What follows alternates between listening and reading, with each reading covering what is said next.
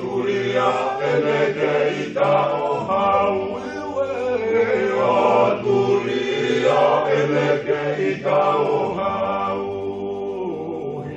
kakata tuli keima luna pale whakawherea ua whasita nunu he matahakau. Iha longo oku tawhiu ke aluka ke katawhia oku ofa atu iwe ke katawhia oku ofa atu. Sola e fie fola ube fie mapatai a kautapu. Io piki mai kata hao he peau kata turi ki e whakatoke lau.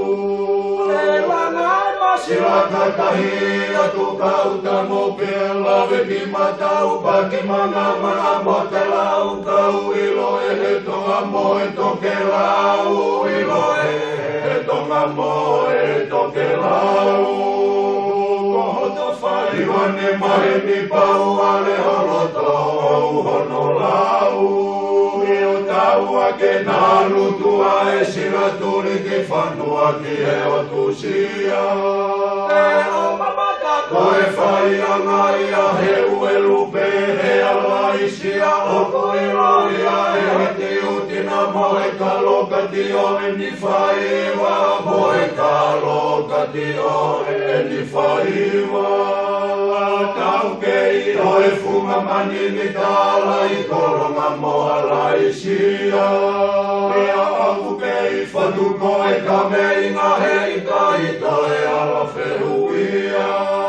E lau whanoa koe wheinga whahinga mea peko hawhai waka whakatua i te telefusia katakasi pāteke fuahia katakasi pāteke fuahia.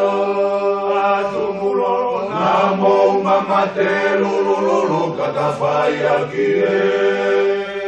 He oku a whae aho koe hei kai teke aunga koe.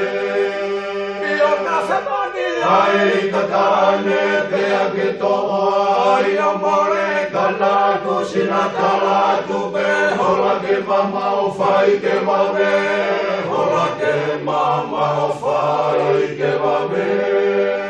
E koe tala tala e ni o whare kua ke hiroi fuolo a pe. E hoka fotu aulu kaulu pe taku ke whehui pe koe ke. E taku a mahino ki e noa te pea moe sau te isi te ifitala na mo te netange koe soma oe whaiwa koe soma oe whaiwa.